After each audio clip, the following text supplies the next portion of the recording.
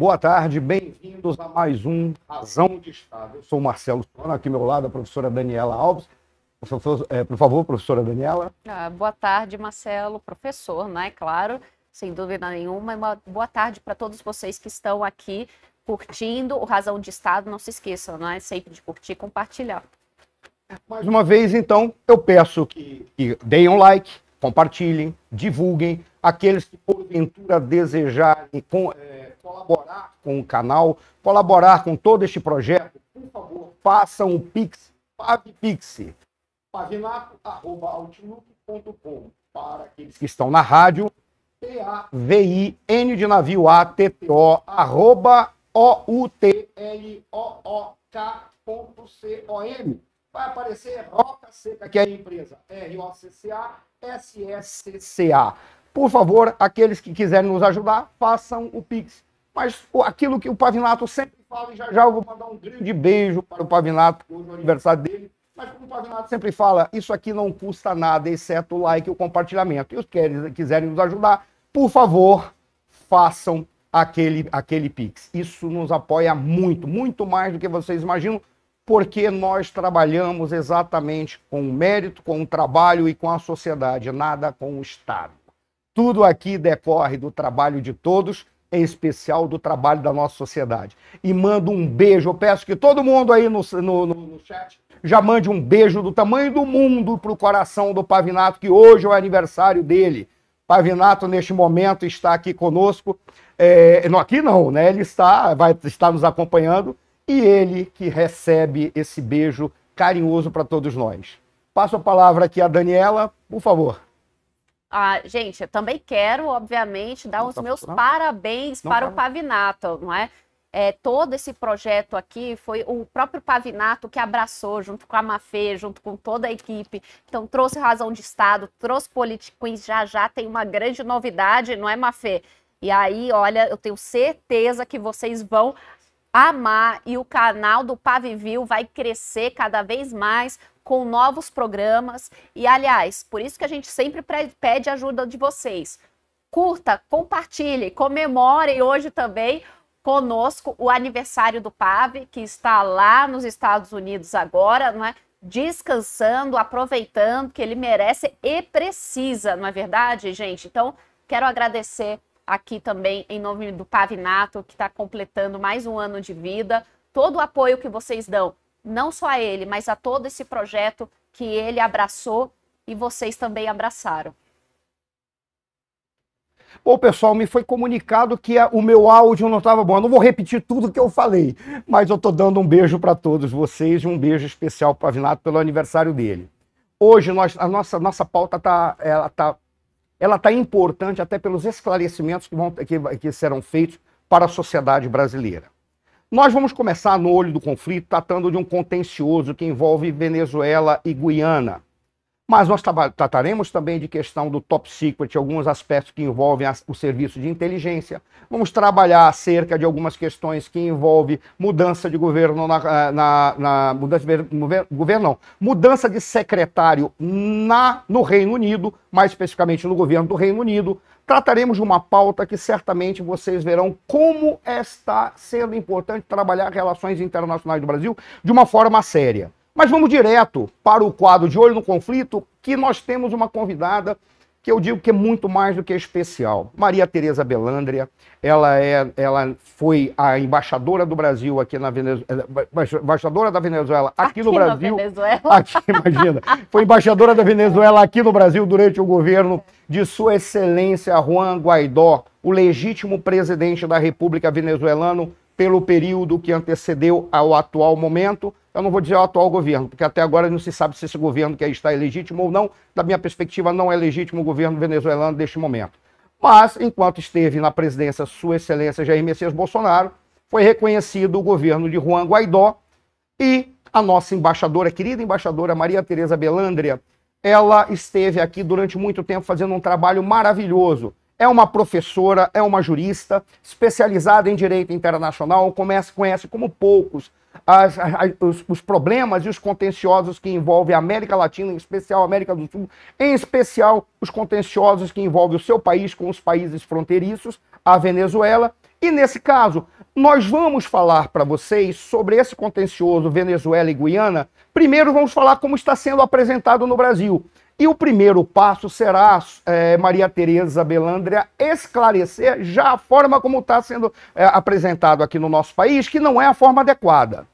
Veja, o que está sendo dito, se pudesse descer um pouquinho, subir na realidade, subir um pouquinho, Venezuela tenta referendo para anexar território da Guiana. Isso aí já vai ser feita uma correção pela pessoa certa. No Brasil, a notícia foi divulgada dessa forma. O presidente venezuelano Nicolás Maduro anunciou que fará um referendo consultivo para anexar uma região da Guiana à Venezuela. Tudo isso vai ser explicado.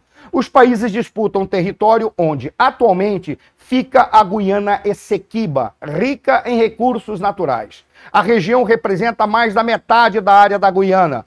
Em uma postagem no Twitter, Maduro afirmou que o referendo acontecerá no dia 3 de dezembro.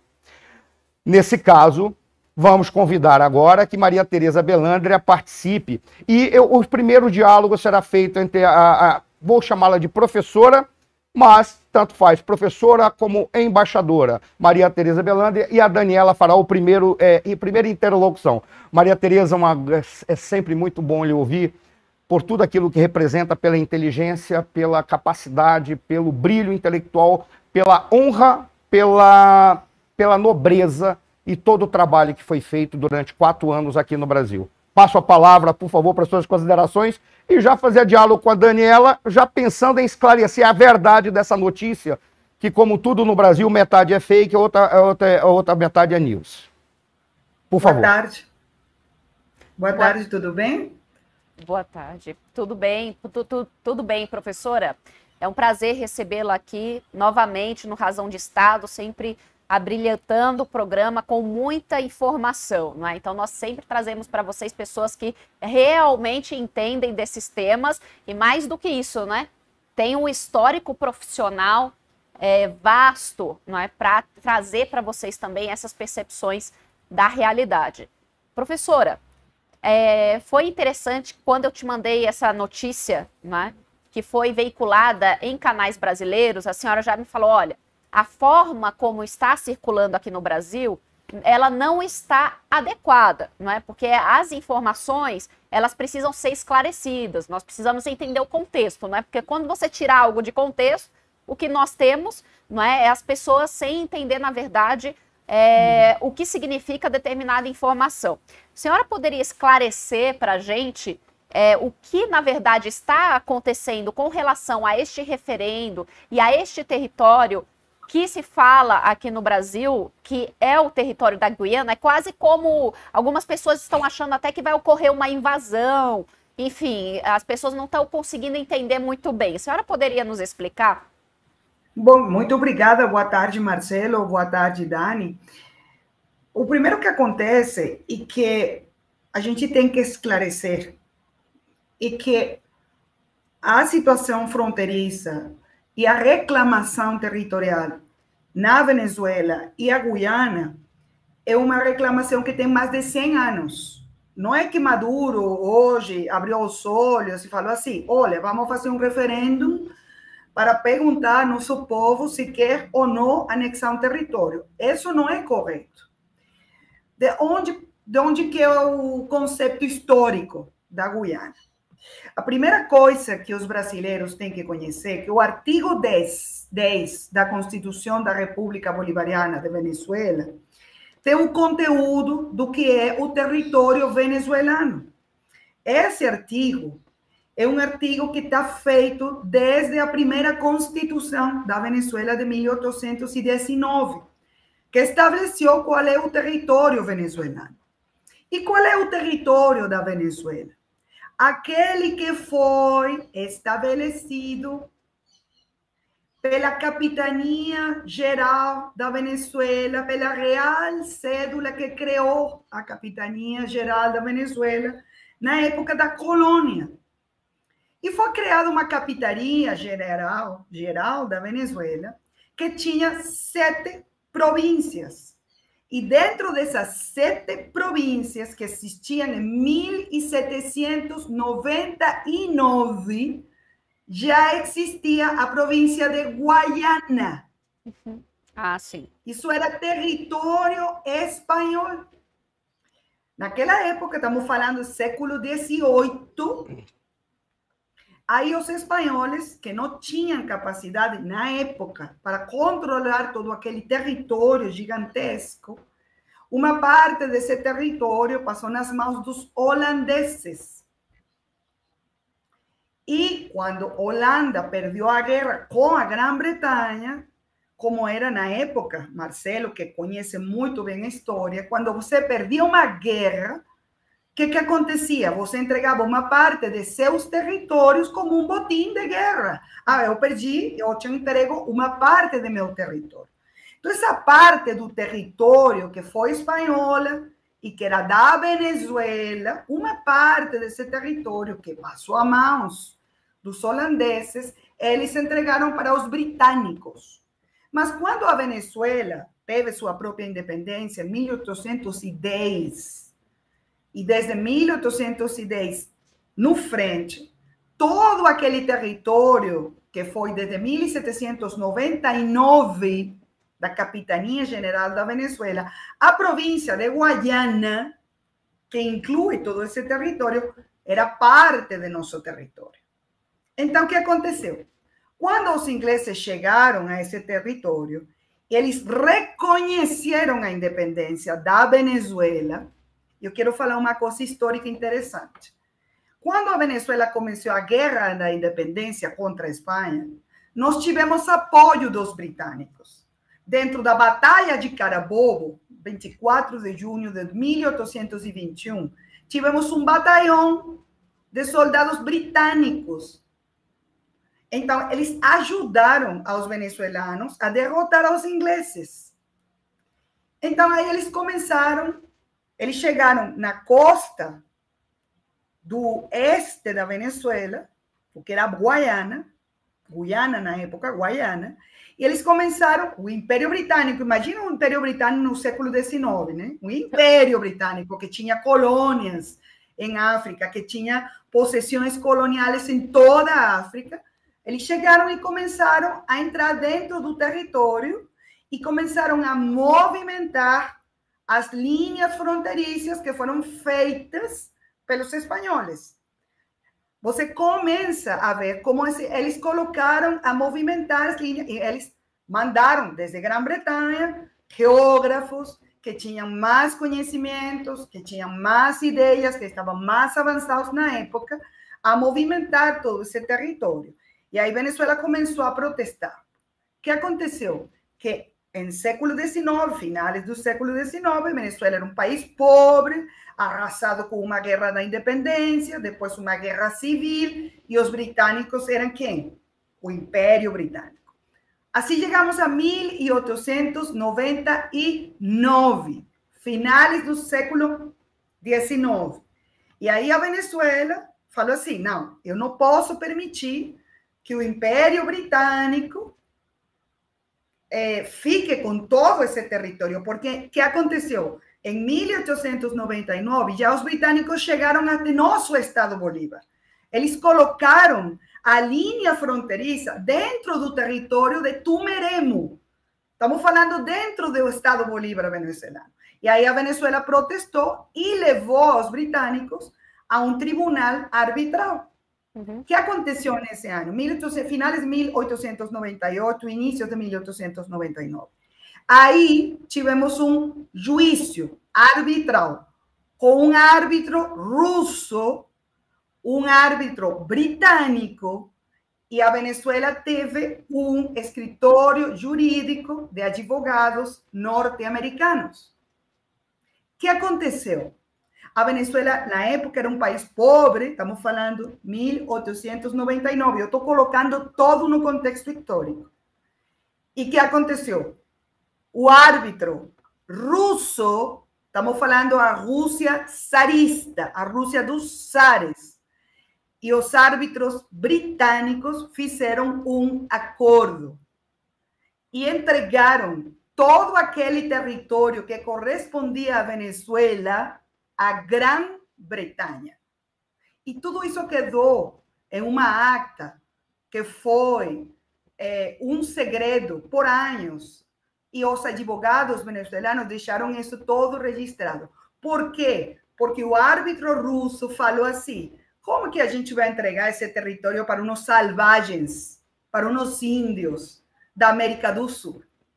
Aí começou nossa reclamação territorial em 1899, que é o laudo arbitral que a gente considera nulo. Então, para passar a outra parte, desde 1899, todos nossos governos, incluindo as ditaduras do Juan Vicente Gómez, de Pérez Jiménez e depois as democracias, têm uma mesma reclamação. O território, que são 150 mil quilômetros quadrados, do que é a República, a Guaiana Essequiba, o laudo arbitral é nulo e, em consequência, esse território é da Venezuela. Perfeito. A gente consegue colocar a imagem aqui só para o pessoal ter noção? Eu tenho algumas perguntas para fazer para a Maria Tereza. O pessoal talvez esteja confundindo. Isso pode gerar uma guerra, né? Por que fazer esse referendo agora? Né? Então, isso é importante. Sim, depois eu passo aqui. Porque eu ia problematizar um pouco. Eu creio que... Explicar. Oi, desculpa, posso? Problematiza. Há umas questões que são colocadas de que isso havia sido pacificado, né? Inclusive, havia sido pacificado com perda territorial para o Brasil, porque eu creio que o Brasil foi o único contencioso territorial que o Brasil, por processo de mediação, também perdeu. Ele perdeu um pedaço do seu território que era reivindicado para o Brasil pediu mediação internacional para o rei italiano, isso foi no início do século XIX, acho 1840, primeira metade do século XIX, 1820, 1840, começou em 20, 40, e logo depois o que nós tivemos, que isso aí é a parte que a Guiana Essequiba, sobraria aquele outro pedaço, que seria a Guiana propriamente dita, mas dentro da Guiana Essequiba tem, é isso que eu gostaria de saber se isso procede, Maria Tereza. Disse que o Brasil perdeu uma parte do seu território, porque num processo de negociação, depois de ter sido configurado o que seria dado à Guiana, nessa pacificação, entre aspas, na realidade mediação, com russos e britânicos, e depois teve ali um pedaço do território brasileiro, e o Brasil pediu mediação, e foi entregue à Guiana, já constituída, um pedaço de território que era reivindicado por nós, que seria algo como o sudoeste da região da Guiana Essequiba. E isso foi mediado pelo rei italiano. Procede isso? Isso teria acontecido no século XIX. Por quê? Porque desde 1899, todos esses acordos teriam feitos com Grã-Bretanha. Estamos falando que a Guiana não existia. Sim. Estamos falando que era a Guaiana Essequiba. Por quê? Porque aí, por exemplo, quando chegamos a 1945, na ONU, a Venezuela, aí começou um reclamo formal para fazer uma negociação com Grã-Bretanha dentro do artigo 33 da Carta das Nações Unidas. Vamos fazer um arreglo, uma negociação, uma mediação, uma arbitragem, de acordo com o artigo 33 da Carta das Nações Unidas. O que aconteceu? A Venezuela fez parte do Comitê de Descolonização das Nações Unidas. Um país democrático como a Venezuela, que tinha essa vontade de apoiar todos aqueles países que depois dos anos 50 tinham vontade de ser países independentes, foi a primeira que apoiou a descolonização da Guaiana Essequiba, quando se transformou em República Cooperativa de Guiana. E aí, em 1966, a Venezuela assinou o Acordo de Ginebra, que tem duas partes, Venezuela, Grã-Bretanha e a nova República Cooperativa de Guiana, que é um acordo bilateral para resolver nossa reclamação territorial, que tem que ser um acordo satisfatório e prático para colocar o fim a essa controvérsia territorial. Desde 1966 até agora, a gente tinha uma conversação bilateral. Sempre foi igual. E tínhamos um mediador, um nome era Buen Oficiante, por muitos anos, que era um buen oficiante, que era uma pessoa elegida de comum acordo entre Guiana e a Venezuela. Onde começa nosso desencontro? Com Hugo Chávez. Quem colocou a Venezuela nessa posição que está a Venezuela hoje? Por que chegamos até hoje? Chegamos até hoje, e eu posso demonstrar com fatos, e a gente pode ler todos os artigos que eu escrevi. Eu sou professora de mestrado, e eu fui professora de fronteiras dentro do Exército. Quem colocou a Venezuela nessa posição que a gente está hoje na Corte Internacional de Justiça foi Hugo Chávez. Por quê? Porque o Acordo de Genebra tem um artigo, que é o artigo 5, que era muito claro, que nenhum acto que Guiana realizara dentro da zona em reclamação poderia ser considerado um acto de soberania. Guiana não tinha direito a fazer nada dentro dos 150 mil quilômetros. Além disso, Guiana deu concessões a Brasil, a empresas canadenses, chinesas, mas, por exemplo, no ano 2000, Guiana tinha vontade de colocar uma base de lançamento de foguetes para o espaço. No ano 2000. Isso. E aí a Venezuela colocou uma nota de protesto. Por quê?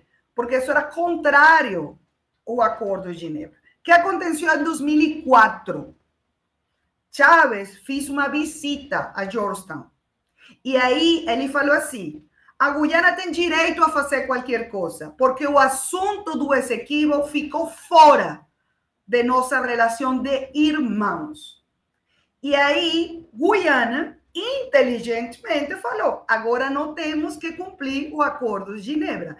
E aí, Guiana começou a dar todas as autorizações para explorar e explotar os recursos petrolíferos que ficam dentro do mar territorial e a plataforma continental. Então, todos os actos unilaterais do Estado têm consequências jurídicas, Marcelo. O que acontece? Guiana, dentro do artigo 33, aí dentro do nosso Acordo de Genebra, você tem que o secretário-geral das Nações Unidas pode escolher qual é a forma de resolver o conflito. E você tinha negociação, conciliação, arbitragem ou solução judicial. E aí o secretário-geral, Antônio Guterres, decidiu que foi para a Corte Internacional. Então, hoje temos nossa controvérsia territorial com Guiana na Corte Internacional de Justiça. Aí está. O que acontece?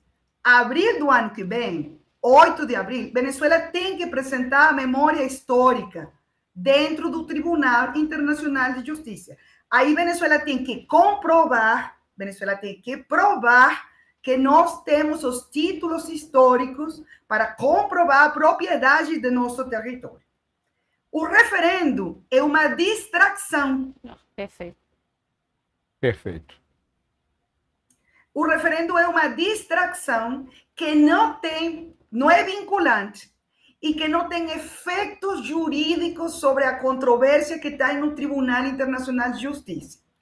E esse referendo é muito perigoso. Por quê? Porque Maduro, ele quer, com esse referendo, obter um número de votos para falar assim, se as pessoas votam sim, eu vou ter direito de sair da corte. Se os cidadãos votam sim, eu posso habilitar as Forças Armadas para fazer alguma coisa. Então, ele está perdendo toda a legitimidade da nossa reclamação. Porque você tem direito a assistir à Corte Internacional de Justiça. Mas, dentro do direito internacional público, você não tem direito a usar as Forças Armadas para a reclamação do território.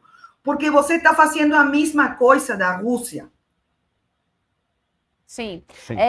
Isso foi interessante também, professora.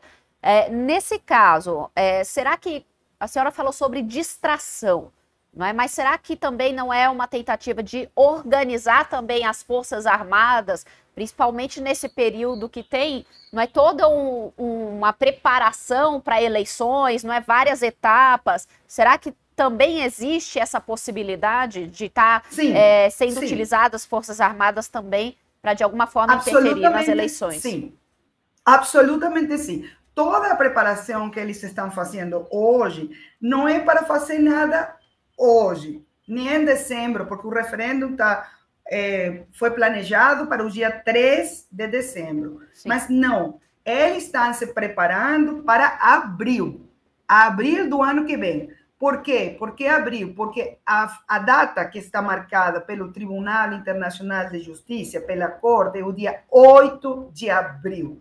Então, é muito fácil pensar que eles estão se preparando para o que pode acontecer com a sentença que vai ser feita pelo tribunal. Agora, eu sou professora de Direito Internacional Público. O uso da força está proibido pelo direito internacional público, porque você colocaria a nosso país no mesmo lugar que a Rússia, que quer se anexar à Ucrânia de acordo com uma ideia histórica, o mesmo que aconteceu com Saddam Hussein com Kuwait. Uhum. A mesma ideia de que eu vou recuperar território pela força. Essa é uma ideia antiga, que foi proibida pelo direito internacional público há muitos anos, e com outra coisa, e com isso eu acho que posso fechar a ideia. Todo o CARICOM, que é amigo de Maduro politicamente, porque depende do petróleo venezuelano, é aliado de Guiana na reclamação territorial. Cuba, que é aliado de Maduro, sempre defendeu a Guiana.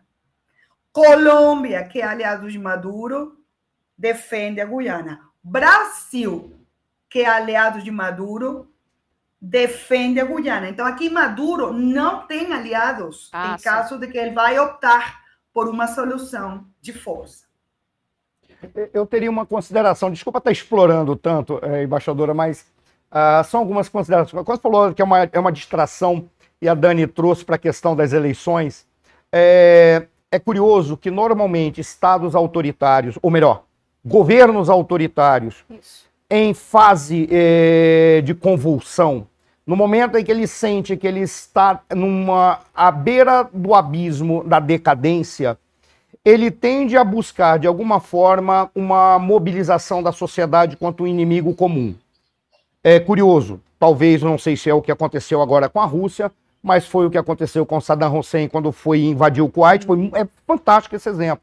Quando se invadiu o Kuwait, a ideia era acabar com uma dívida externa que tinha com o Kuwait, tentar recuperar a economia depois de toda a devastação que a guerra do Irã e do Iraque teve, porque a dívida era gigantesca, ainda incorporar as reservas de petróleo do Kuwait para dar um superávit na balança e assim tentar pagar suas dívidas. Ou seja, ali o regime estava em decadência. Então, vamos fazer uma guerra.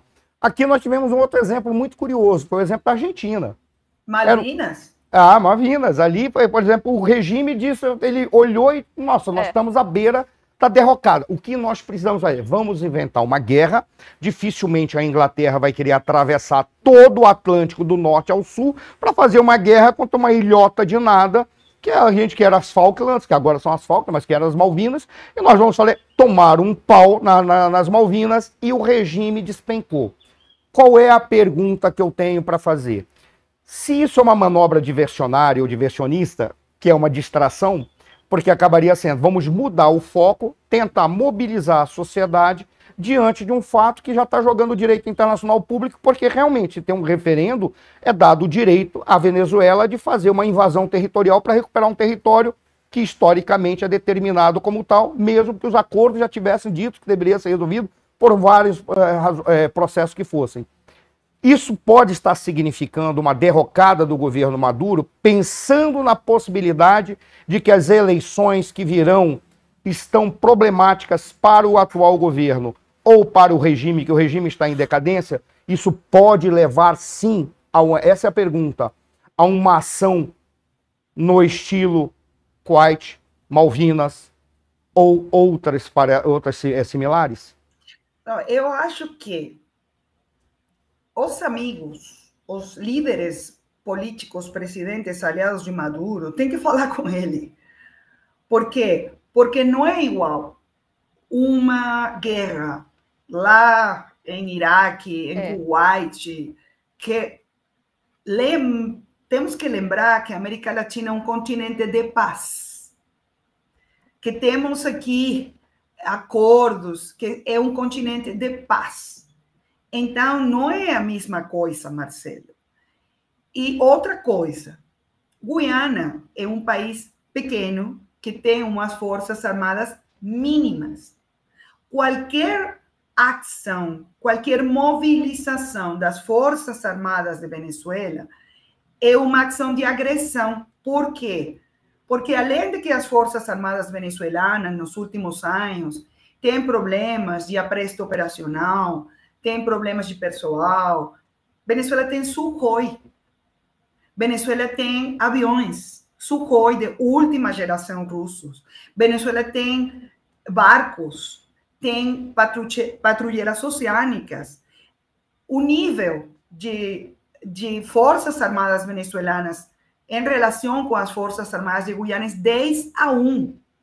Então, desde o ponto de vista do direito internacional, é uma guerra de agressão que poderia levar a Nicolás Maduro, além dos crimes que já tem dentro do Tribunal Penal Internacional, pelos crimes de lesa humanidade, ao crime de agressão que também está dentro do Estatuto de Roma.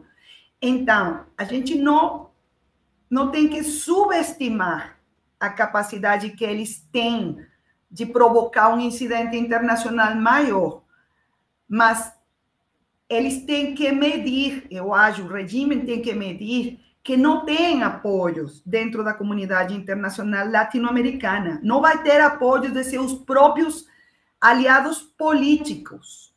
É uma coisa, eles estão tentando mobilizar suas próprias bases eleitorais. A ideia que eles têm, a informação que eu tenho, é que eles gostariam de ter pelo menos 2.800.000, quase 3 milhões de votos dentro do referendo para mostrar força para suas próprias bases. A oposição teve 2.600.000 votos nas primárias, por exemplo. Sim. E a Maria Corina Machado ganhou com 92% dos votos. Não, a gente tem mais. A gente tem mais votos. Então, estão colocando uma pressão gigantesca nas costas das Forças Armadas, dos milicianos, das pessoas que recebem programas e benefícios sociais, para que todo mundo tenha que votar. Tá. Para legitimar um referendo com umas perguntas que são muito difíceis, umas perguntas que são jurídicas, que as pessoas não entendem, e que, além disso, Marcelo, o tema do Essequibo sempre ficou lá em cima, na mente dos professores, dos políticos, dos militares. Isso não era uma matéria de discussão na rua. Ninguém estava falando disso. Então, agora, eles trazem aquela ideia da defesa do Essequibo e eles explicam o que tem que fazer, mas eles omitem de forma deliberada as declarações de Chávez, as declarações de Maduro quando ele foi chanceler. Eles estão colocando a responsabilidade da perda do Essequibo nas mãos dos Estados Unidos, nas mãos de Guiana, mas não nas mãos deles, que são os verdadeiros responsáveis do que aconteceu. Embaixador, desculpa estar explorando um pouco mais, mas olha que interessante, se eu entendi corretamente, e aí eu vou lhe dizer que foi brilhante a sua exposição, vou dizer por qual razão. A sensação que eu tenho, se eu bem entendi, é de que, na realidade, é uma movimentação que tem sido feita apenas para criar uma movimentação tática eleitoral para dizer o seguinte: não, nós não estamos preocupados com esse equívoco, a gente não quer fazer guerra, a gente só quer mostrar que os temas que nós pautamos aqui no nosso país, eles estão sendo observados pela nossa sociedade. Aí vai para um referendo junto com uma eleição. Aí o resultado desse referendo mostra o quê? Que a sociedade venezuelana está acompanhando o governo. Ou seja, é uma espécie, não é uma fake news, mas é uma espécie de cortina de fumaça para sobrepor a um possível resultado eleitoral que vai dizer politicamente, internamente, ninguém lhe quer. Ele vai dizer, mas como ninguém me quer? Se uma questão que é essencial para o Estado venezuelano, o povo ficou do meu lado. Ou seja, é apenas uma retórica para trazer narrativa no embate político eleitoal. Ou seja, o referendo logo depois é uma manobra diversionária que não tem nada a ver com queda do regime. Por isso, eles já não estão falando das primárias. Perfeito. Ninguém dentro do regime está falando das primárias. Eles agora voltaram todos os seus esforços para o referendo. Então, eles estão trazendo para o referendo por exemplo, as corporações dos empresários, as corporações políticas. Se você não fala que vai votar do referendo, você é um traidor. Então, eles têm que colocar dentro da cabeça das pessoas que o referendo é o mais importante. E, paralelamente a isso, estão preparando exercícios militares, estão construindo uma nova pista de aviões militares perto da fronteira com Guiana, estão fazendo exercícios militares, estão fazendo toda uma narrativa para se preparar para abril. Então, é tudo junto, mas ninguém está falando das primárias. Ninguém está falando, por exemplo, que ontem, a União Europeia renovou as sanções individuais para 54 pessoas da cúpula de Maduro. Então, isso tudo está passando embaixo do tapete, sim, porque eles estão criando um clima favorável para mostrar força eleitoral. A força que perderam com as primárias. Professora, essa força seria, na verdade, uma força para mostrar para a sociedade ou para demais líderes internacionais? Porque eu tenho, na verdade, essa dúvida. Eu sei que a senhora está no Brasil, não está na Venezuela, mas como, não sei se teria possibilidade também de responder isso, mas como a sociedade venezuelana recebe isso, não é, Marcelo? Como ela acaba reagindo? Com a manipulação da imprensa. Ela consegue perceber a manipulação da imprensa? Ou o estado de pobreza na Venezuela chegou a um nível tão preocupante que as pessoas elas não têm nem condição mais de acompanhar o que é real, o que não é, e uma força também de reagir. Como fica essa narrativa e a recepção da narrativa para a população, né? A primeira coisa é que você não tem imprensa dentro da Venezuela. Isso não existe. Não existe. Você não tem jornais, você não tem jornalistas que possam falar livremente do que acontece dentro da Venezuela.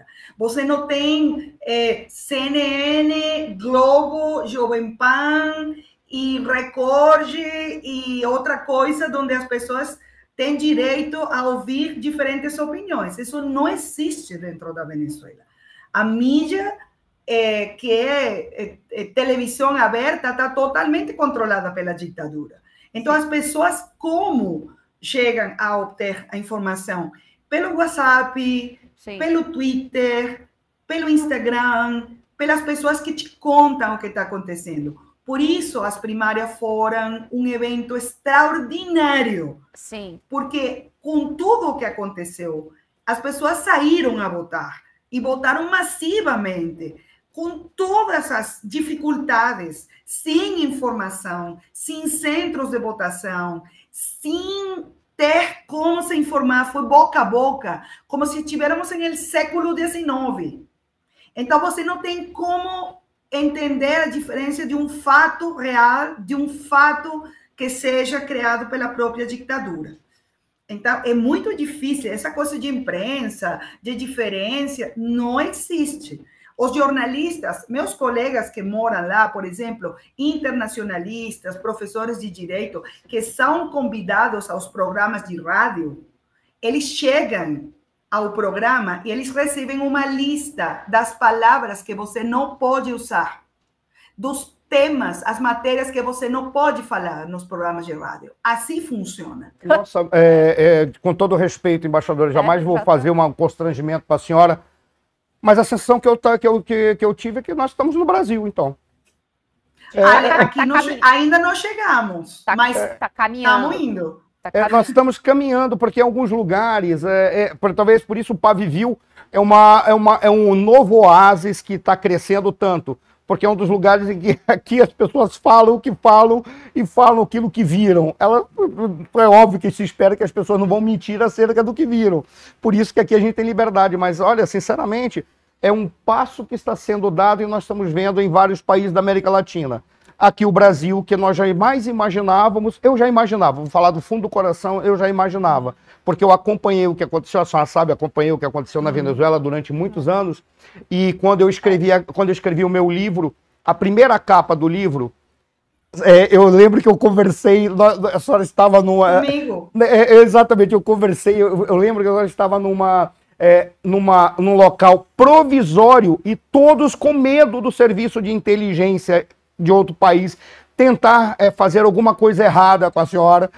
E nós estávamos lá e conversei, eu falei que minha primeira capa, o modelo da primeira capa era um conjunto de presidentes enfileirados, estando o primeiro deles seria Sua Excelência, vou botar assim para evitar de eu ser preso, o Nicolás Maduro, o primeiro da fila, e uma mão com um passarinho e o rosto e o espírito do Hugo Chávez ungindo toda essa fila de presidentes, porque o que eu olhava para a Venezuela, eu dizia, eu brincava, é o efeito Orloff. O efeito Orloff é uma propaganda que teve aqui no Brasil de um indivíduo que tomava uma vodka vagabunda, e então ele acordava sem memória de nada.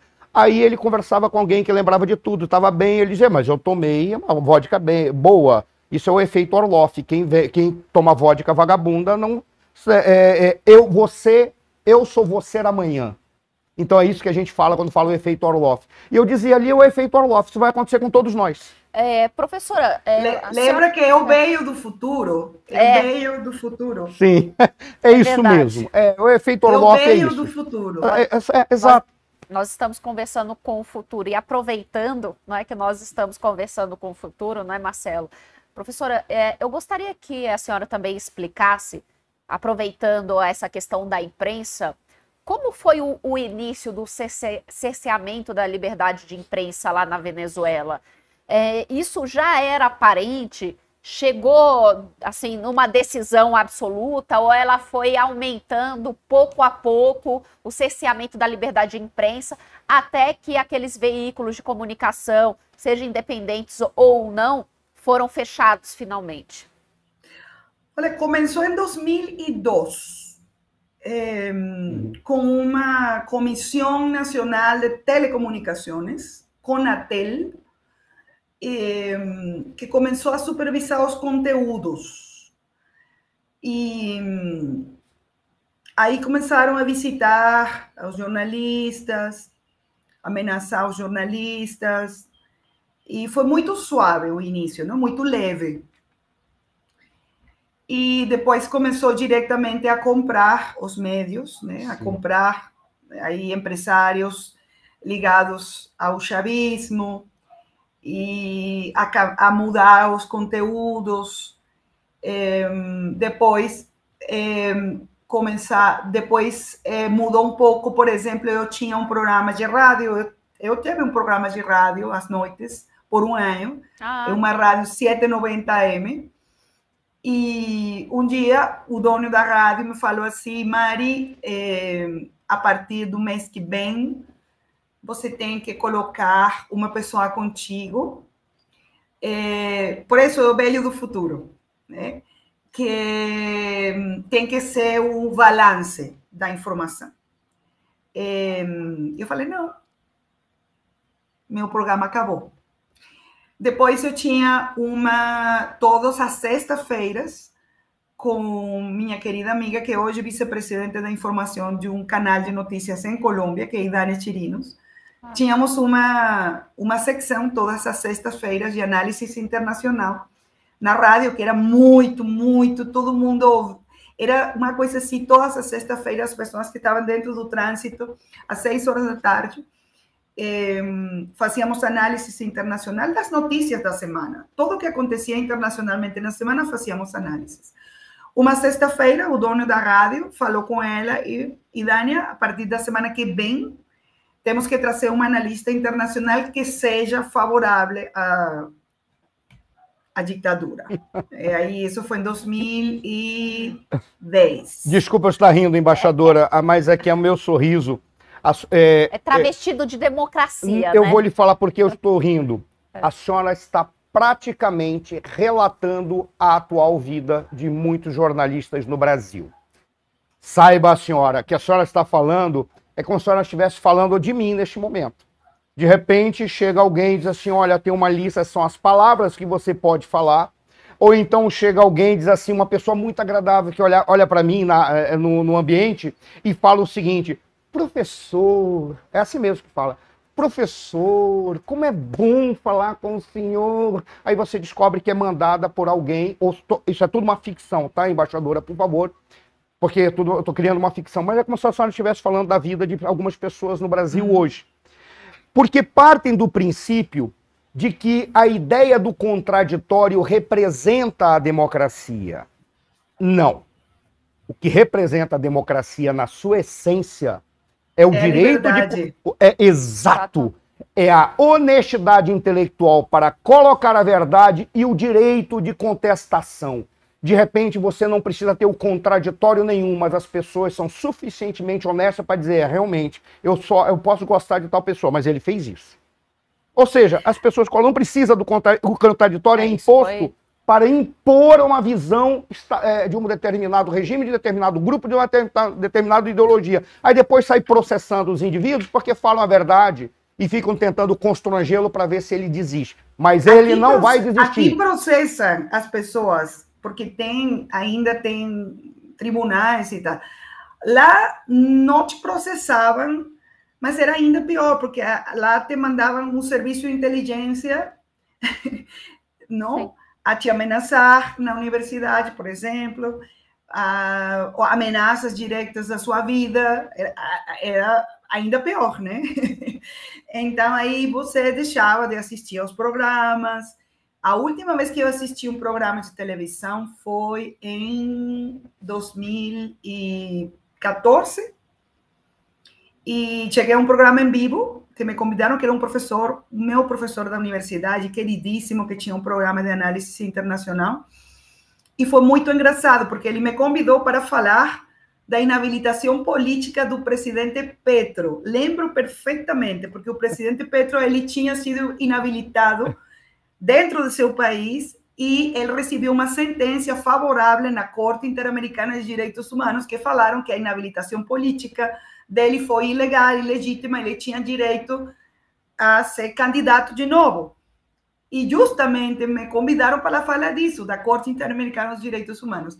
E estávamos no meio dos protestos de 2014, eu tinha saído de uma manifestação, eu estava de jeans, de tênis, com toda a cara cheia de bombas lacrimogêneas. Eu cheguei ao canal de televisão com todo o meu rosto cheio de fumaça. E aí ele me fala, Mari, você está bem? Sim. Vamos a falar da Comissão Interamericana de Direitos Humanos? Sim. Mas quando eu cheguei assim, e eu comecei, muito bem, a Corte Interamericana dos Direitos Humanos está fazendo tudo bem, e eu acho que o senador Petro na época, o prefeito Petro na época, agora ele vai ter direito de concorrer à presidência da República. Olha, ganhou, né? Presidente atual de Colômbia. E é o correto, porque a inabilitação política não é uma forma de barrar aos candidatos e tal. Mas eu quero falar da violação dos direitos humanos que está acontecendo com a polícia, porque acabam de matar um estudante em vivo. Bom, cortaram o programa, tiraram o programa do ar. Foi a última vez que me convidaram para a televisão. Não. Foi a última vez. Bem-vindo ao clube. Bem-vindo. Nós que fomos bem-vindos. Bem-vindo ao clube. Nós já fazemos parte do mesmo clube. Vamos criar uma carteirinha, embaixadora, para que expressa isso. Por isso, querido, eu venho do futuro. Então, eu fico muito preocupada e eu escrevi um trabalho jurídico que foi publicado já em um livro do que acontece com a liberdade de expressão no Brasil. Está sendo distribuído pelos colegas em América Latina, porque eu fiquei muito preocupada com o que aconteceu nas eleições e continuo muito preocupada. Eu acho que meu trabalho é explicar o que está acontecendo, porque ninguém fora de Brasil sabe o que está acontecendo. Professora, pode depois nos enviar, não sei se tem um link desse trabalho, porque aí posso te enviar, eu quero traduzir, só que não... tá em pode espanhol, mandar que a gente traduz aqui para você, tá? Pode mandar, não tem problema nenhum, porque aí nós vamos disponibilizar o original e a tradução para todos vocês aqui eu ia falar Politiquins, no Razão de Estado, tá bom? Acessem lá o Instagram e o Twitter do Razão de Estado, que nós vamos postar depois em todas as redes. Fantástico. E detalhe, mas já está publicado. Está publicado na revista digital do Grupo Ávila, que é um think tank de política exterior que eu faço parte há mais de 10 anos. Já está publicado, então eu posso encaminhar para vocês. Maravilha, embaixadora, porque isso precisa ser disseminado no Brasil. Nós estamos vivendo uma situação que pessoas do exterior estão tendo mais condição de falar o que está acontecendo no Brasil do que o brasileiro. Parece que o brasileiro está tentando... É um trabalho acadêmico, é um trabalho de professora, não tem opinião política, é um trabalho de professora, e eu acho que temos que explicar o que aconteceu e o que continua acontecendo com a perda da liberdade de expressão. Fique tranquila, porque o trabalho de professora, ele vai ser traduzido para uma linguagem, se for necessário, que não acredito que será necessário, mas eu sempre brinco quando as pessoas dizem que foi Rousseau e todos aqueles contratualistas que fizeram a Revolução Francesa, eu digo, vocês estão errados, quem fez a Revolução Francesa foi Rétif La Breton e toda uma série de livreiros que pegavam aquelas obras chatérrimas, não é o seu caso, e transformavam numa linguagem popular e disseminaram. Aí o povo passou a entender melhor o que estava acontecendo com a política e a discutir política de uma forma mais clara. Foram esses livreiros que fizeram a Revolução Francesa. Não estou pregando nenhuma revolução, por favor, todos os ministros do Brasil. E não estou dizendo que o seu texto é chato, muito pelo contrário, deve ser uma obra de arte. Eu quero deixar um beijo, um abraço, todo o meu carinho para Pavivi. Eu sou uma fã dele. Todas as coisas que aprendo de direito em Brasil é com Pavivi. Eu sou uma fã dele muito tempo atrás, desde que começou. Eu conhecia ele assim, um dia estava pesquisando alguma coisa de direito e encontrei a Pavivi. Então, para mim, ele é um professor que eu admiro muito. Então, todo o meu carinho para Vivi, eu te quero muito. Assim, um abraço venezuelano com todo o meu carinho de profe a profe. Você tem que se recuperar, você tem que voltar cheio de energia. E como falou Marcelo há poucos dias, ninguém sabe quando está no meio de uma história, está fazendo uma história diferente. Eu estou falando pela minha própria história. Todo o meu carinho para Vivi. Beijo para ti. Legal, que lindo. O Pavinato não é um comunicador, ele é uma dádiva. Já está de volta, ele está bonito, está alegre, está feliz, está bem. Vai voltar para a guerra aqui, vai né? Voltar para essa firme guerra. E forte. Muito obrigada, viu, professora, por sempre nos atender aqui, disponibilizar todo o seu conhecimento, a coragem, né? A coragem de continuar se expondo, esclarecendo. Olha, gente, isso não é fácil, viu? Ela vem da Venezuela, a situação aqui também não é fácil. Mesmo assim, ela tem a coragem de continuar, de esclarecer e de alertar todo mundo. A coragem da Maria Tereza, desculpa estar falando o nome agora sem o cargo, ficou muito claro, porque as heroínas não precisam de postos, cargos nem títulos. Mas ficou muito claro naquele primeiro contato que nós tivemos, a primeira vez que eu vi que mesmo com os riscos de morte que ela corria, ainda assim ela estava trabalhando em prol do povo venezuelano e de tudo aquilo que poderia ser feito em harmonia com o povo brasileiro. Ela é uma das artífices de tudo que foi feito para a recepção dos refugiados venezuelanos aqui no Brasil. Um dia a história será contada e falar do que essas pessoas fizeram. Verdade. Seu nome vai estar nesse livro como um dos capítulos mais importantes, embaixador. Com um final feliz. Abraços. Tchau. Tchau, gente. Muito obrigada. Vamos lá, então, puxa, é encantador poder falar com a Maria Tereza Belandre. Saiu até do nosso script, gente, porque tanta informação, né, e a gente não pode simplesmente cortar uma pessoa porque tinha uma pauta e simplesmente ser desrespeitoso. Não, né? E a Maria Tereza, ela tem um quadro, olha, as pessoas, só para que as pessoas possam entender, não é? Além de tudo, ela foi professora da Academia Militar na Venezuela. Sim, então ela viu a todos os brasileiros que estão assistindo agora, ela viu toda a deformação que foi feita nos quadros militares.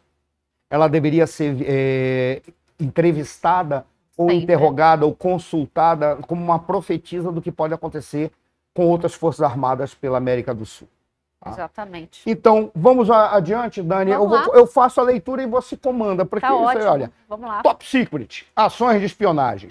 As leis de Estado e espionagem de Pequim ameaçam estimular a dissociação com a Europa, afirma grupo empresarial.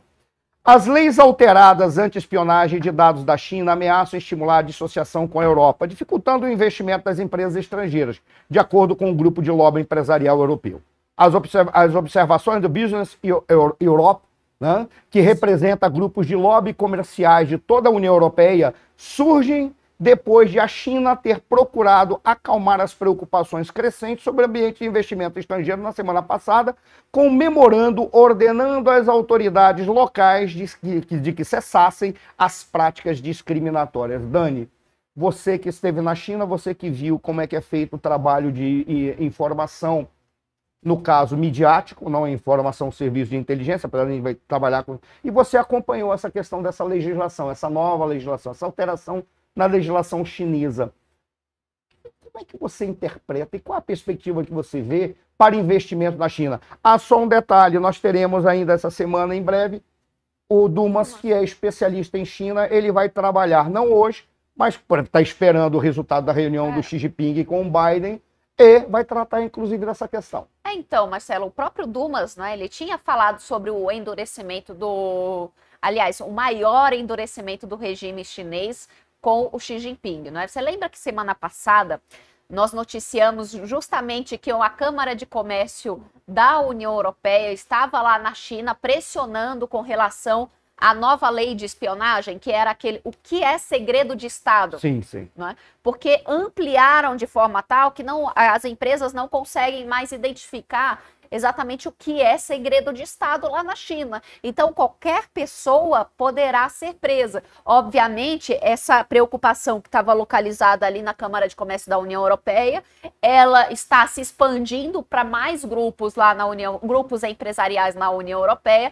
que estão extremamente preocupados. E algumas organizações já começam até mesmo a avaliar a necessidade de se retirar da China, ou pelo menos de retirar os cidadãos da União Europeia lá da China e repensar toda a estratégia de negócios junto ou pelo menos dentro do Estado chinês. Porque, ora, como é que você vai lidar com essa situação em que você tem agora um conceito amplo de segredo de Estado, que qualquer cidadão, tanto chinês quanto estrangeiro, pode simplesmente ser preso e não ter nenhum tipo de direito de defesa. Então, obviamente, isso terá um impacto com relação aos negócios, né, de estrangeiros lá na China, porque, afinal, ninguém mais tem como controlar. Você lembra que o Dumas até falou, não é?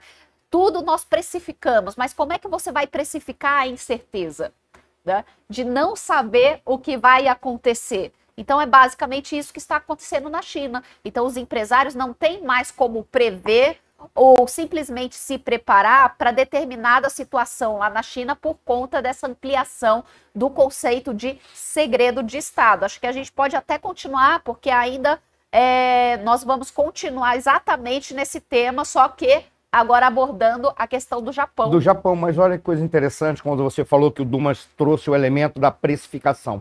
Para deixar claro, o que tudo é precificado? Porque quando um empreendedor, ele constrói uma empresa, ele lança um produto ou um serviço, ele tem que levar em consideração um conjunto de elementos, que são os custos que envolvem a produção desse produto ou a disponibilização desse serviço. Qual é a grande questão? Se você tem regras ruins, mas as regras são claras e são cumpridas, você tem como precificar, porque você tem como fazer uma previsão do comportamento, mesmo que aquilo seja ruim. Qual é o grande problema dessa alteração da lei de segredo de Estado? Olha o termo aí, razão de Estado.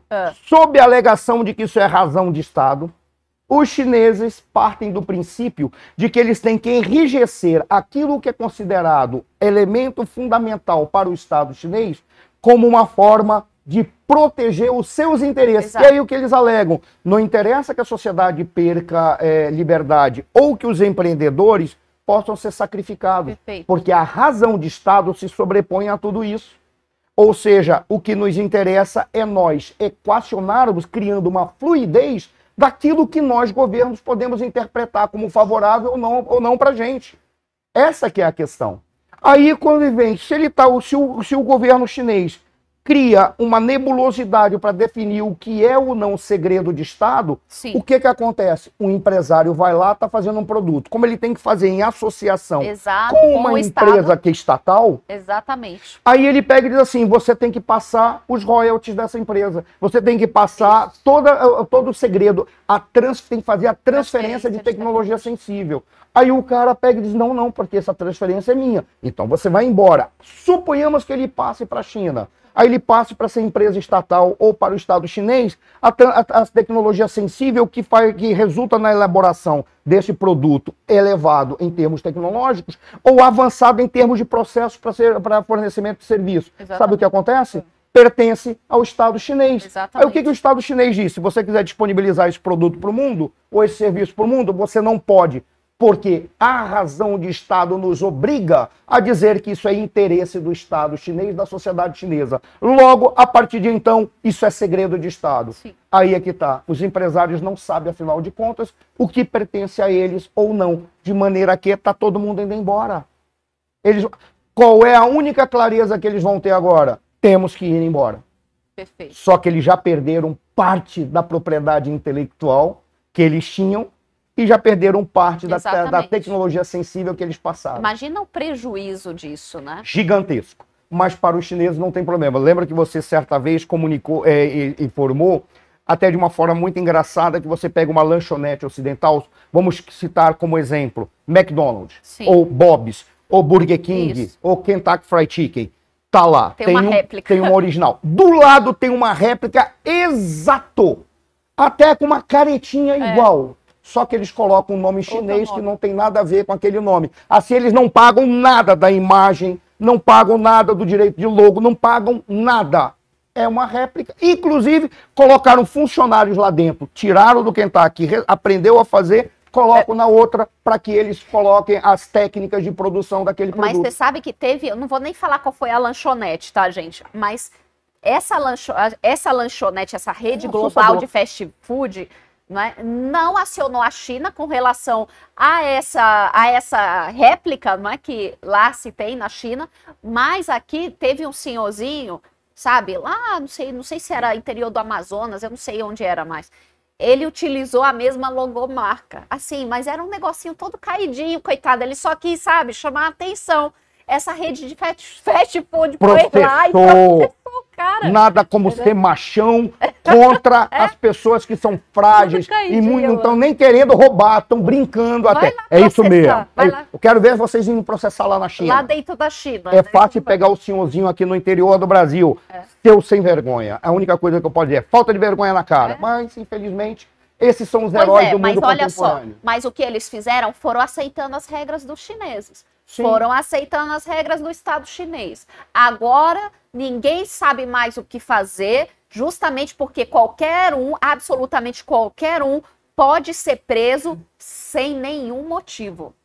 Eu vou falar isso de duas formas. Uma é uma maneira jocosa, uma brincadeira, tentando fazer. Não é fazendo a piada, reproduzindo alguém que já fez a piada e ele consegue fazer piada como ninguém. Mas antes, sabe por que eles vão cedendo? A ambição de achar Sim. que vão ter acesso a um mercado de 1 bilhão de consumidores. E tudo vai ser controlado porque o mercado é que comanda. Piada, porque o mercado ele é determinado por organizações governamentais. Exatamente. Então essa conversa fiada, então eles vão lá, vão cedendo. A piada, que não sou eu que faço, pelo amor de Deus, isso não é uma piada, mas eu tenho que reproduzir porque foi uma das gozações mais bem feitas que eu já vi na minha vida, apesar de ter um conteúdo erótico, só a cabecita. Vai devagar. Foi o que falou sua senhoria, o glorioso artista Pavinato, porque ali, por mais que seja uma brincadeira de conteúdo erótico, quer que seja, ela expressa a realidade.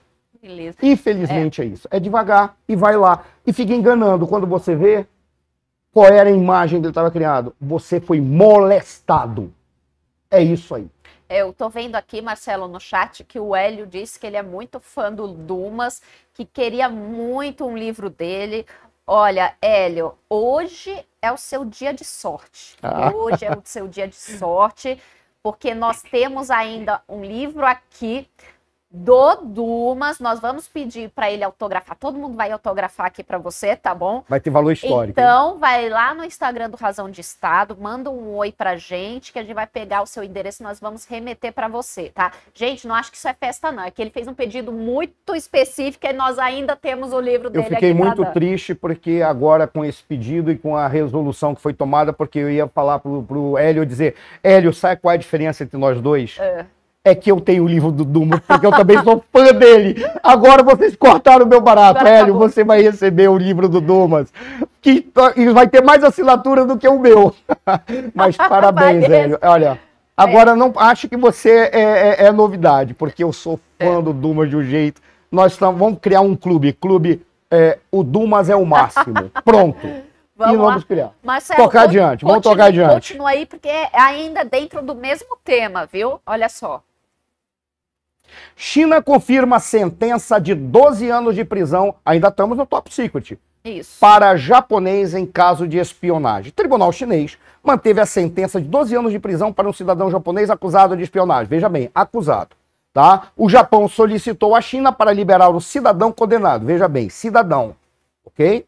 Estou falando isso para dizer, o acusado, mas é um cidadão. Pelo que se sabe, o Japão está fazendo certo.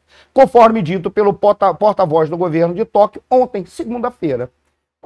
Segunda-feira. Ainda há na China mais 17 cidadãos japoneses que foram detidos ao abrigo da lei anti-espionagem, que entrou em vigor em 2014. Em julho deste ano, aplicaram a lei anti-espionagem, que foi atualizada. E aí? Tem alguma novidade nisso? Vejam bem.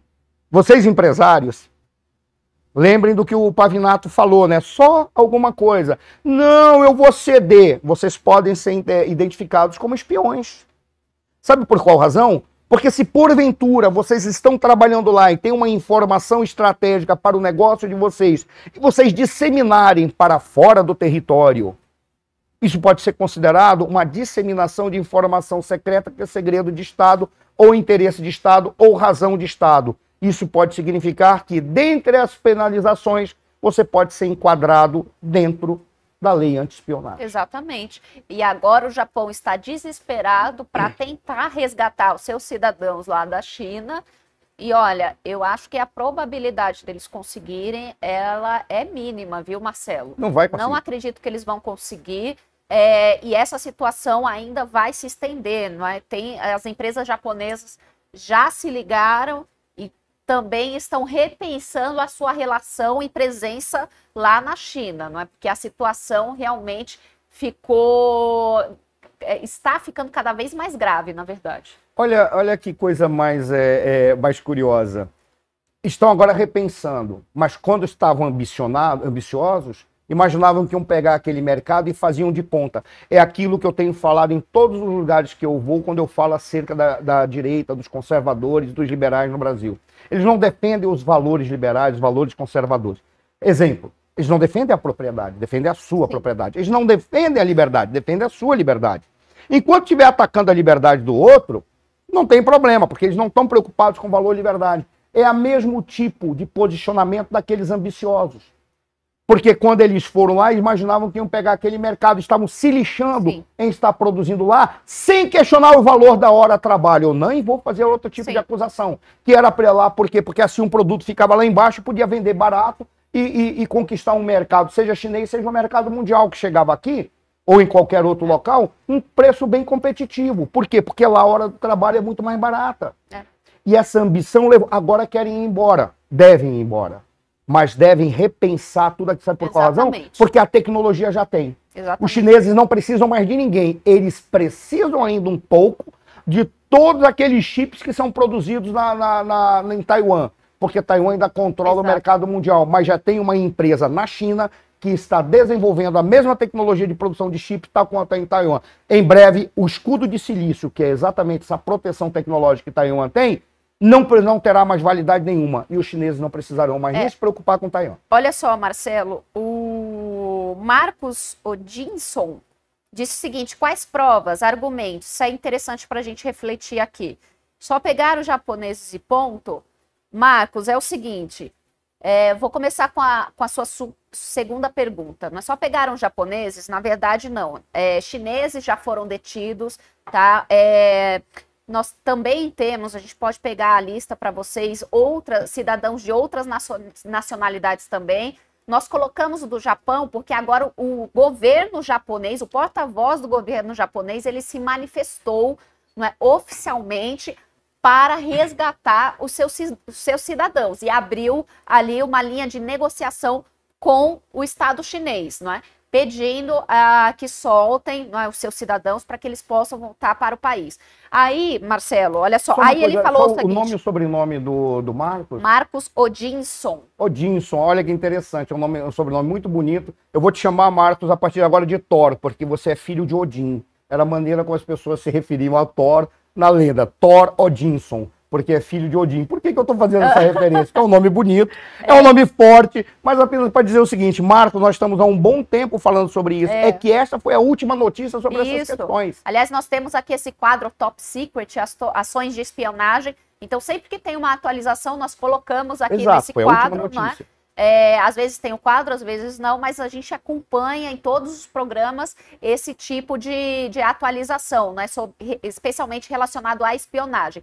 Agora, quando você perguntou aqui quais provas e argumentos, isso que é interessante.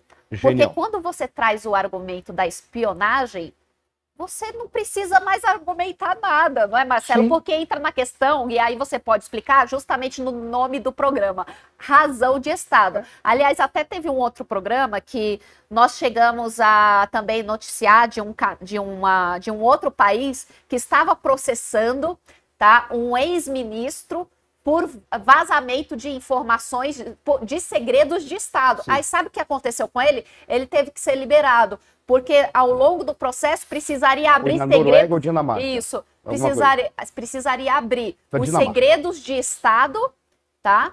Precisaria abrir os segredos de Estado, portanto, não poderia ser aberto dentro do tribunal, justamente porque o país não poderia abrir e deixar isso tão vulnerável. Ou seja, ele acabou sendo liberado para não infringir ainda mais as questões de segurança nacional daquele país. Olha só para você ver. Dani, então, aquele cara... Olha a importância que você falou. E olha a diferença, aí eu me refiro ao Thor, ao nosso amigo Thor. Vou te chamar de Thor de uma maneira amigável, tá, Marcos? Ao nosso amigo Thor.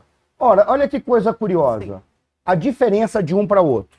Quando você tem um Estado democrático de direito, a razão de Estado te obriga a considerar determinadas questões como segredos de Estado. Exatamente. Ponto. Só tem um detalhe. Como eu tenho, que condição eu tenho de provar que aquele indivíduo cometeu um ato que vai contra a razão de Estado ou que vai contra a sociedade do país dele? Para fazê-lo, eu tenho que abrir as informações. Só que as informações... Porque não é democrático, né?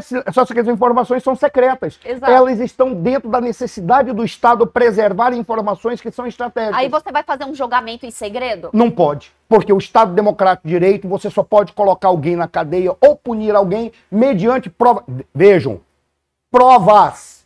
Não é elucubrações. Não é contestação. É prova concreta de que ele cometeu o crime. Olha a situação, que situação linda. Um Estado democrático diz assim, é mais importante para nós, garantindo o nosso segredo de Estado, a nossa razão de Estado, mas garantir o Estado democrático de direito. Então o que a gente faz? Liberemos esse indivíduo, mesmo que nós, Estado, saibamos que ele é culpado. Mas nós não vamos, em hipótese alguma, destruir o Estado democrático de direito. Exato. Por isso ele está livre. Mas nós sabemos quem ele é. Vamos ficar de olho nele. Porque a gente sabe que ele é um criminoso. Sim. Só que o Estado Democrático de Direito é tão importante quanto a razão de Estado. Nós não vamos abrir as informações, porque isso é segredo estratégico. Exatamente. Mas também nós não podemos punir alguém com base em provas que não podem ser demonstradas. É diferente do que está acontecendo lá. Exato. Lá não. Pela razão de Estado, eu considero tudo como é segredo, eu não posso abrir. Mas o segredo, por ser da razão de Estado, se sobrepõe ao direito individual e ao Estado Democrático de Direito. Por isso eu atropelo. Isso é o que faz, inclusive falando para o nosso amigo Thor. É interessante, ó, por isso que vocês têm que acompanhar todos os programas, porque ao longo dos programas uma coisa se conecta à outra, não é, Marcelo? Sim, Mas aí, essa aqui é a jogada. E olha que maravilhoso quando você trouxe os dois fatos. E até para consideração, eu estou brincando, eu não estou fazendo deboche não, Marcos. É que eu achei muito legal, se for realmente teu sobrenome, é um sobrenome belíssimo. Porque é um sobrenome dos deuses. Você é um filho de Odin. Se for apenas um pseudônimo... Ele falou, meu sobrenome faz alusão à minha crença. Acertou e cheio. É isso aí. Então, veja, aí nós temos que esse grande... Olha, vou falar, Thor, você trouxe uma questão que é fabulosa. E aí, Thor, já que o teu sobrenome faz alusão à crença, manda aí no chat um beijo pro coração do Pavinato, que hoje é aniversário dele, ok? Hoje é aniversário do Pavinato e nós não podemos nunca esquecer que tudo que está acontecendo decorre do ato de bravura do Pavinato. E ele merece todo o nosso carinho, todo o nosso amor. Deem um like para dar um presente pro Pavinato, compartilhar também, por favor, e coloquem aí no chat. Parabéns, Pavinato, não é? Porque depois, com certeza, aliás, não sei nem se ele deve estar assistindo, mas com certeza ele vai ver depois o parabéns de todos vocês, hein? Olha só, tá caindo, tá caindo. E aí eu vou pedir uma coisa, Marcos, quando você nos acompanhar, toda vez que você nos acompanhar, doravante, se apresente como Thor. Nós vamos saber que é você. Tá legal? Vamos tocar adiante. Só tem uma coisa que eu vou... Deixa eu ver que tempo, meu Deus, qual o tempo que a gente tem ainda? Temos 13 minutos. 13 minutos. 3 minutos dá pra fazer um universo inteiro. Né? Deus fez o universo inteiro em 7 dias. 13 minutos dá pra fazer muita coisa, fazer alguns planetas. Então vamos tratar... Eu quero só tratar de mais uma coisa a respeito desses japoneses. A angústia que esses japoneses que lá estão, são 17 japoneses, cidadãos japoneses. E este caso é por uma razão simples. Para começar, que bom que é na China. Se fosse na Coreia do Norte, eu tenho certeza que ele poderia estar sendo fuzilado já. Não estou dizendo que tem a ditadura do bem e a ditadura do mal, nem que ambos são ditaduras. Estou apenas dizendo que tem diferença no rigor, no enrijecimento. Sim.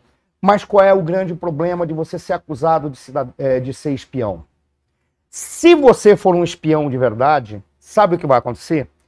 Se, no caso, você não for condenado à morte, alguns países o fazem, você vai ser utilizado como moeda de troca. E você vai ficar lá esperando um determinado momento, porque todo país tem o seu conjunto de espiões que já foram pegos para fazer negociação e troca. Não, se bem que o Snowden, eu não considero o Snowden... Um dia a gente vai poder falar para o Snowden, as pessoas vão ficar... Mas querendo ou não, ele... acabou, vamos dizer... que abrindo informações que não deveria. Sim, né? Ele liberou, não se sabe se o Snowden era da CIA, se ele era um técnico contratado, foi um erro da Agência Nacional de Segurança, não se sabe, afinal de contas, o que o Snowden é, mas o que ele fez foi liberar para o mundo um conjunto de procedimentos das agências de inteligência norte-americana, uma delas em especial. Os Estados Unidos tem 17 agências, todo mundo é a CIA, são 17 agências, tá? Mas no caso do Snowden é muito curioso, porque quando... O Snowden fez o que fez, alegando que estava protegendo a liberdade e a democracia. Tá lá quietinho. Aí ele foi se refugiar na Rússia. Tudo a ver. Para dizer assim, o que eu fiz foi para proteger que nenhum Estado espione o seu cidadão. Eu fico imaginando o Putin olhando para ele, vinde a minhas criancinhas, sente a ti, nenê. Sente a ti, porque aqui é o teu lugarzinho, porque nós também estamos protegendo. Ali foi de uma ingenuidade, ou então não ele fazia parte do grupo, tá?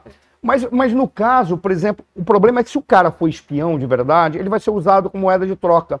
Aí vocês vão dizer, como assim? Então, no caso, ele vai sofrer mais, por incrível que pareça, não. Sabe quem vai sofrer mais? Aqueles que são acusados de serem espiões e não são. Sabe por qual razão? Por qual razão alguém vai dar valor de troca para alguém que não é nada e foi pego apenas no balacobaco? Nada, o cara vai ficar jogado lá. Ele vai ficar apodrecendo numa cadeia lá.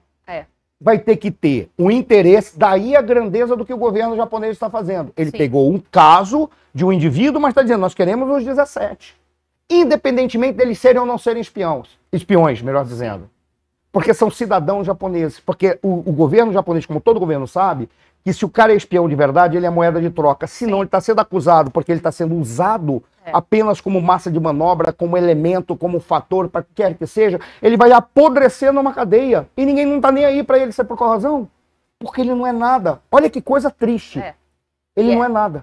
Exatamente. E olha só, Marcelo, porque dentro de tudo isso, ainda tem amanhã a reunião do Xi Jinping com o Biden, não é verdade? Sim, Será amanhã... que dá tempo de só dar uma pincelada nisso aí, só para dar uma pincelada? Faltavam porque 13 minutos. Nós conseguimos reconstruir o Japão, a China e todo o serviço de espionagem do mundo. Imagina agora em 9. Não, porque antes até de você entrar na pauta, olha só, imagina, esse conflito com relação à nova lei, né, de espionagem lá na China, isso está se expandindo cada vez mais.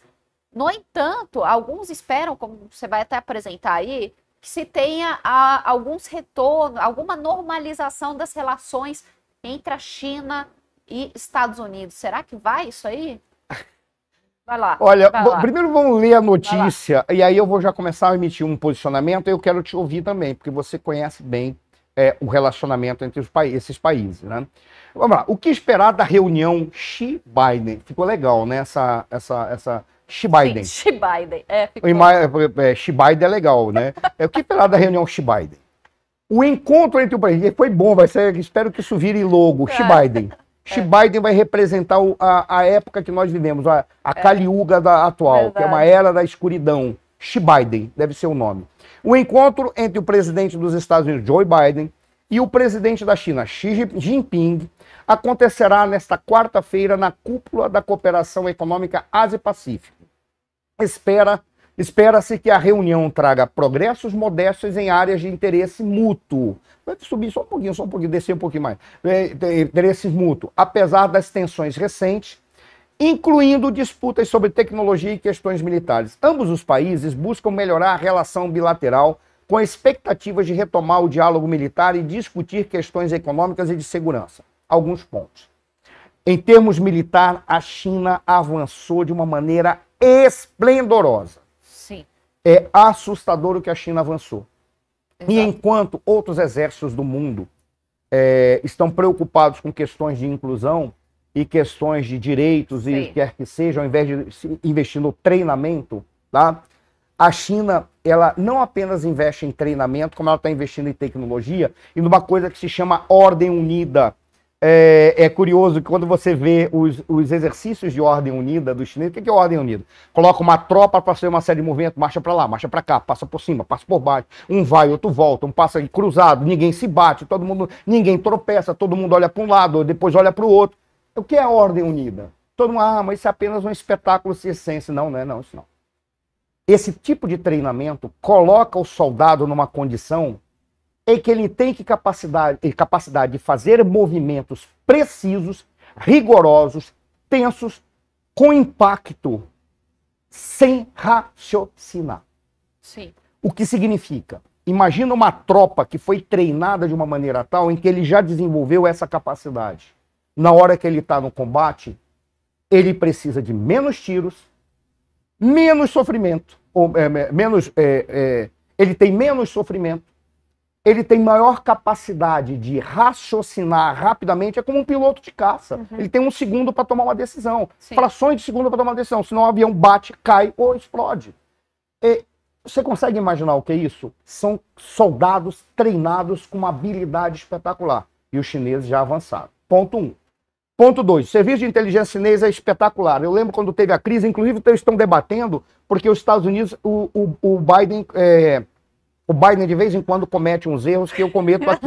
Ele lê o teleprompter suando, você tem que dizer isso, eu leio. Suando, você diz isso, eu vou e falo. Isso é o momento Biden que todo mundo tem. E é o meu momento Biden. E a gente ria dele, né? E a gente ria dele, não imaginava como ele estava avançado no tempo. Ele estava já dizendo como toda a mídia se comporta. Mas o Biden, num desses momentos em que ele lia o teleprompter errado, essa bocabertice dele, ele falava besteira, chamou o Xi Jinping de ditador, chamou não sei quem, e ele criou um elemento de tensão. Aí ocorreram alguns problemas que mostram como os Estados Unidos estão fraquejando na sua capacidade de interpretar a política externa e os momentos de inteligência. Divulgaram para o mundo que balões de espionagem chineses estavam percorrendo o território americano, saíram do Alasca, atravessaram a metade do território americano. Quantos quilômetros tinha aquele balão? Aproximadamente, que ele atravessou. Gente, era um negócio enorme. Não, o balão é gigantesco, mas o problema é que ele atravessou a metade do território. 1.200, 1.500 quilômetros. Aí, é aquilo, né? quanto maior, melhor, que ninguém vai desconfiar que é o aparato de inteligência. E aí divulgaram para o mundo inteiro que eles abateram com 2 caças F-16. O que foi que eles mostraram para o mundo? Que a Força Aérea Norte-Americana é muito habilidosa em derrubar balão. Veja, aquilo era um balão meteorológico? Não se sabe. Até hoje. Podia ser um balão de espionagem. Mas vocês acham que o governo chinês estava preocupado em bater foto? Eles têm satélite, gente. Não precisa mandar provavelmente é o serviço de inteligência, sabe o que ele estava querendo ver? Quanto tempo esses boca aberta vão perder para ver esse balão atravessando os Estados Unidos inteiro? Eu acho que era isso, viu? Eles são tão boca aberta, talvez eles demorem 2 dias. Aí depois, quando os boca aberta tomarem a decisão de mandar bater... E sabe o que é interessante, Marcelo? A gente esqueceu também, porque passou por vários outros países também. Sim, mas só que tem um detalhe. Pô, se você coloca no Uruguai, o Uruguai está mais preocupado em bater foto para fazer uma festa, para fazer uma festa e dizer que foi um avanço ufológico. A gente aqui quer mais fazer a festa, mas nos Estados Unidos, não. Aí o que ele faz? Depois... Qual desses boca aberta foi o boca menos aberta para tomar a decisão e mandar? Sim. Quem que toma a decisão? Como está na decisão? Qual é o 5.867 quilômetros. Pessoal, o orçamento das Forças Armadas Americanas é de trilhões. Trilhões. Um balão meteorológico, provavelmente com algumas câmeras Kodak, deve ter pego desses espiões japoneses. Algumas câmeras Kodak para bater foto, inclusive, de algumas praias, para saber como é que está o barato lá nos Estados Unidos. E talvez, inclusive, pegar informação sigilosa mesmo. Sim. Atravessou 5.867 quilômetros. Até o Master Boca Aberta tomar a decisão de mandar um caça para derrubar um balão. O que eles queriam? Saber quem é que manda, como manda, qual o tempo demora, qual é a confusão que tem entre as agências. Era isso que é. Porque 11 de setembro não serviu para nada. Exato, a obtenção da inteligência ela não é só pegar a foto, as informações decorrem disso. Mas só que teve um problema. Os Estados Unidos consideram isso algo muito afrontador. No entanto, tem balões meteorológicos e balões e equipamentos de espionagem sobrevoando o território da China. Qual é a diferença? Ou o chinês derruba, ou se ele não viu, ele não vai falar que demorou dias para um boca aberta chinês não derrubar um avião ou um equipamento de espionagem americano. Eles não são otários para passar um ridículo desse. Exatamente. Por isso, tudo eu falei para dizer, é muita figurinha carimbada para eles resolverem isso. A única coisa que se espera, da minha perspectiva, é tentar de alguma maneira, depois de ter se ofendido tanto, sentarem para tomar uma cerveja. Como diriam alguns presidentes por aí. Só sentar para tomar uma cervejinha. Nada mais do que isso. Eles estão lá para tentar retomar o bate-papo. Apenas isso. Não vai resultar em nada. Aliás, a gente volta aqui na quinta-feira com Dumas para a gente analisar o que aconteceu nessa reunião. Tu tens 40 segundos para falar tudo o que acontece na China e no mundo agora. Não, eu só quero dar aqui um beijo que nos pediram aqui. Ney Capucci, beijo para você. Beijo para todos vocês que acompanham fielmente aqui o Razão de Estado. Por favor, curtam, compartilhem. Um beijo para toda a equipe maravilhosa que está sempre aqui conosco, nos ajudando e fazendo esse programa funcionar. E, claro, um grande beijo para o Pave. Feliz aniversário. Tudo de bom. Que você se recupere, não é? Com certeza. Volte forte, volte feliz. Não é? Porque todos nós estamos aqui aguardando você para que a gente continue a nossa estrada, o nosso caminho aqui, que com certeza todo mundo está à espera para a gente continuar firme, não é? Pavinato, parabéns. Um beijo para todos. Compartilhe, dê o like ou faça o pix. pavinato@outlook.com. pavinato@outlook.com. Vai aparecer Roca Seca. Por favor, façam isso. E para o Thor... Ney também. Ney, ela tá querendo... E o Hélio ganhou. Ah, olha só, hein? Olha aí, Hélio. Pô, que show, Hélio. Parabéns, ganhou o livro. Agora nós fãs do Dumas, temos o livro também. Só tem um detalhe. Thor, Agora eu vou botando um desafio. Apareça o Loki. Eu sou encantado pelo Loki. Nós já temos o Thor. Thor, se apresente como Thor. Beijo. Tá bom? Um beijo para todos. Beijo. Até mais tarde. Até mais tarde.